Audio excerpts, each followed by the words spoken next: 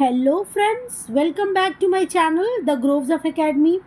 जैसा कि आपने थंबनेल में देखा है, today I will teach you preferential discharge का एक बहुत ही ज़्यादा इम्पॉर्टेंट फैक्टर है जो है नेचर ऑफ इलेक्ट्रोड्स। आज हम लोग उसके बारे में पढ़ेंगे ना। पहले ये समझ लो प्रेफरेंशियल डिस्चार्ज क्या होता है कि जब एक से ज़्यादा आयंस प्रेजेंट होते हैं, कैटायन या एनायंस प्रेजेंट होते हैं, तो कौन जाकर डिस्चार्ज होगा, मतलब किसका वो लॉस ऑफ इलेक्ट्रॉन और gain of electron cathode anode पे होगा, वो डिपेंड करने के लिए, वो पता करने के लिए 3 फैक्टर था जिसमें से मैंने कवर कर लिया है। ये थर्ड फैक्टर है नेचर ऑफ इलेक्ट्रोड।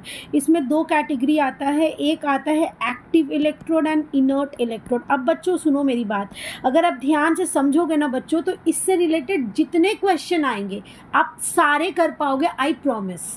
तो बहुत ध्यान से सुनो और समझने की कोशिश करो। चलो देखो, सबसे पहले इलेक्ट्रोलाइसिस ऑफ कॉपर सल्फेट। अब देखो यहाँ पे मैंने 2 कंडीशन लिया है। क्या है वो 2 कंडीशन, वो देखो बच्चों।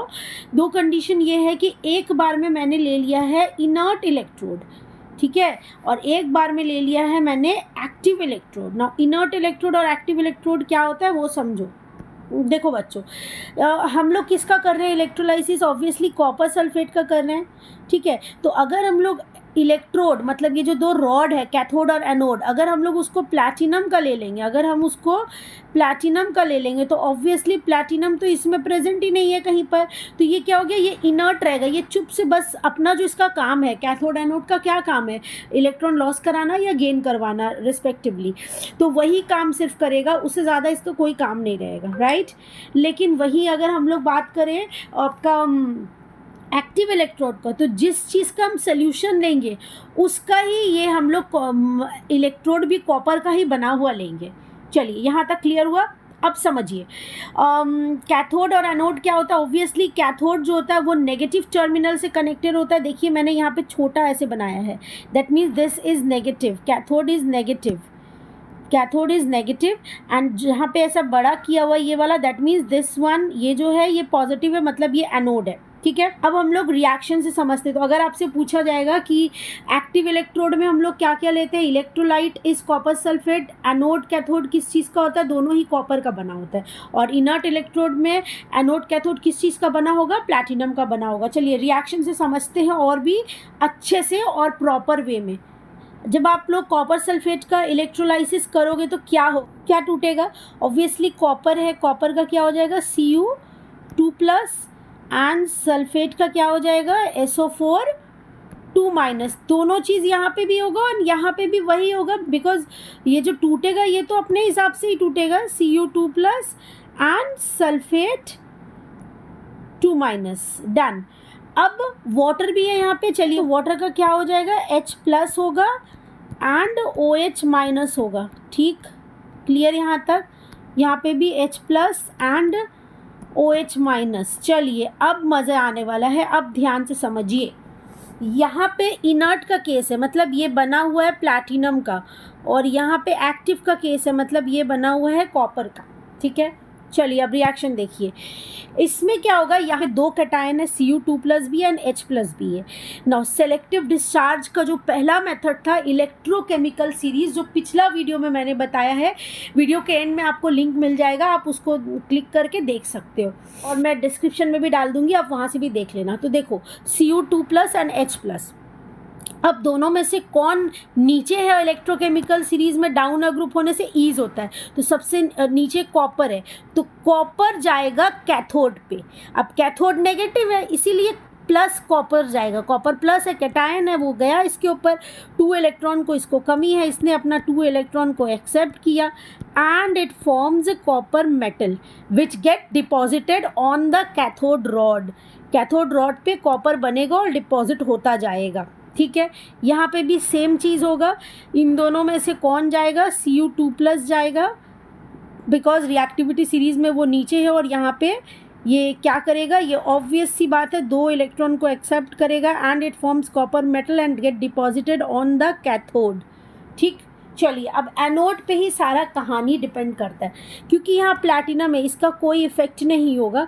यहाँ पे सल्फेट एंड हाइड्रोक्साइड है, ये भी मैंने इलेक्ट्रोकेमिकल सीरीज़ में दिखाया है कि अगर सल्फेट और हाइड्रोक्साइड होता है तो हाइड्रोक्साइड नीचे की तरफ है तो वो जाएगा डिस्चार्ज होने।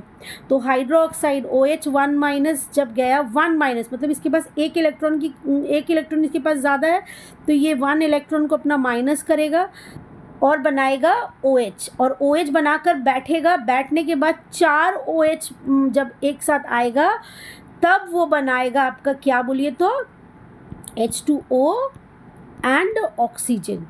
ठीक है, बैलेंस कर दिए, इसको 2 लगा दिए यहाँ पे। ठीक है, बैलेंस्ड। यहाँ पे क्या होगा, यहाँ पे ये होगा बच्चों, क्योंकि एनोड कॉपर का बना हुआ ना तो वो एक्टिव हो जाएगा और इन दोनों को बोलेगा कि भाई तुम लोग बैठो, कोई भी नहीं जाएगा, ना ही सल्फेट जाएगा ना ही हाइड्रोक्साइड जाएगा, कॉपर ही एक्टिव हो जाएगा।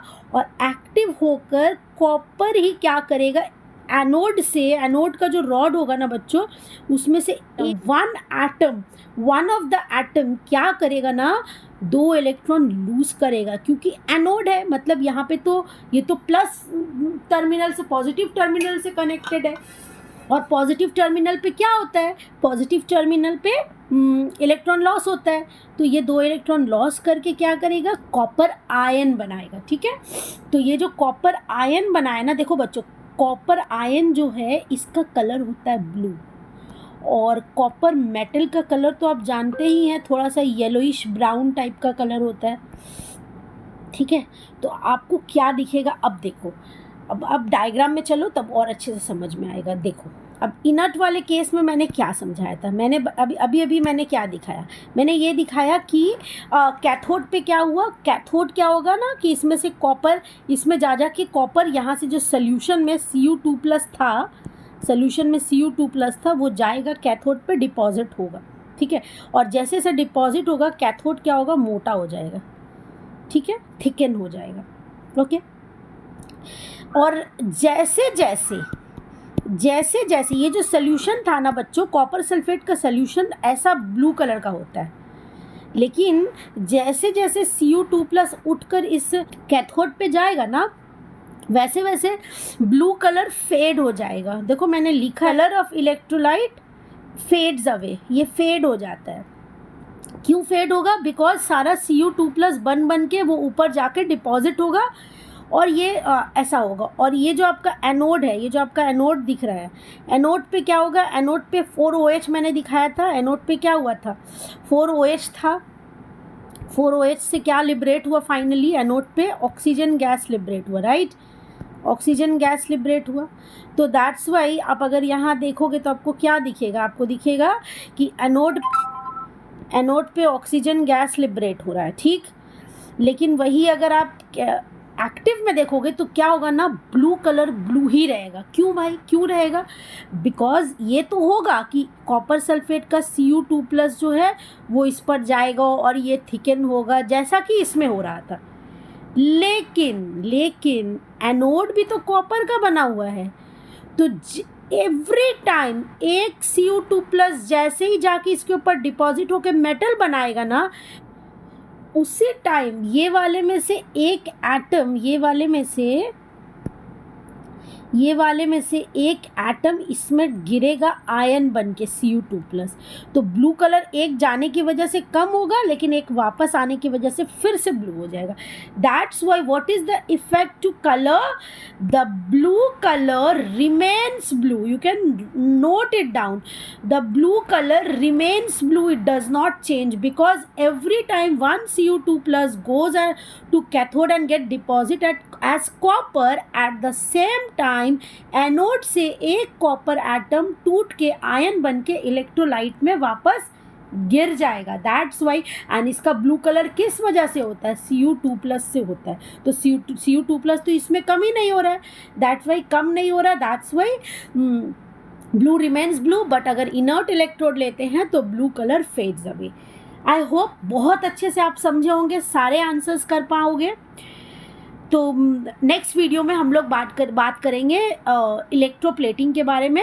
नेक्स्ट वीडियो में बने रहना। अच्छा लगा तो लाइक कर देना, ठीक है? चलो बाय बाय।